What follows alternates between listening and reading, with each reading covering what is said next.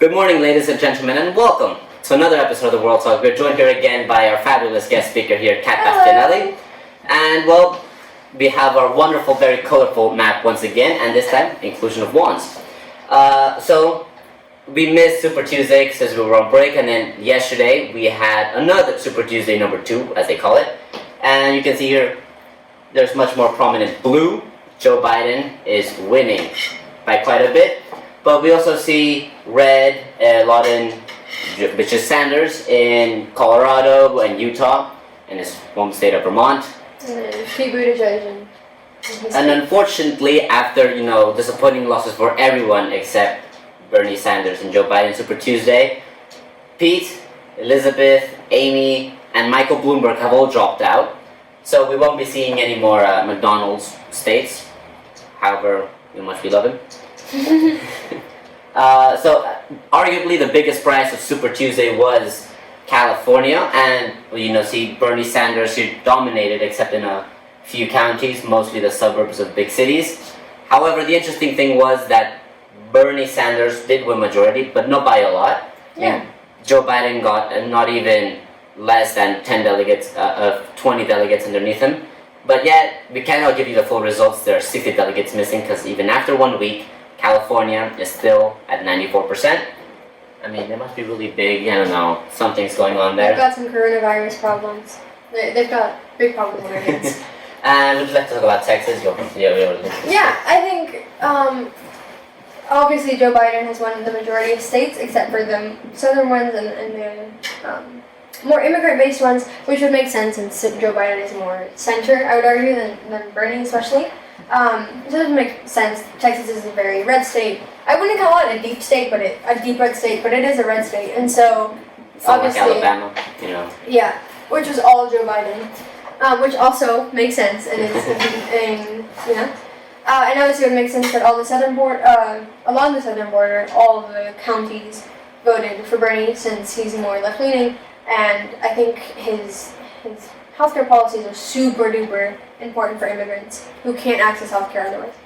Surprisingly, Michael Bloomberg did win a few counties here and there, not enough to give him a majority in any state, even after spending $500 million, which to him that's like buying a coffee in the morning. Yeah. He's $64 billion. I think also because I lived in Texas for 6 years, this is very predictable.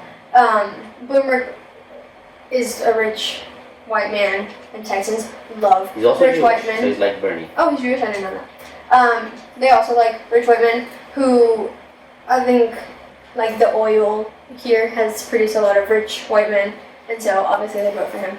Now, linking back to the debate that we had, there's a lot of oil in Texas, but then again, Texas is not only sunny, has coastline, and is in the middle of Tornado Valley, so theoretically they can support themselves with green energy too. Yeah, which is great. Exactly. They should. Maybe that will be, currently in the polls, Biden beats Trump in Texas by 0.1. No, Trump beats Biden by 0.1% of a percentage point, which is... I think this election we're going to see a swing state Texas, or a purple state Texas, which is super, super exciting to me because I love the Texans for that. So every election after 2020, we might see currently the biggest state to be a swing state is my home state of Florida, which has not yet voted. But my honor might be taken by Texas in this election, who we might see. Fingers crossed. The southern states are great except in the Civil War, but that's history. We won't go into that. Oklahoma and most of the other southern states of Missouri, Alabama, Mississippi, South Carolina all went completely to Joe Biden. I mean, Sanders got a few delegates here and there, but did not win majority in any county. The interesting thing is here in Missouri, we have one county for Bernie Sanders in all of the deep south, so diversity. Yeah. And you're on that side of the map, and we'll talk about any other, Virginia, North Carolina.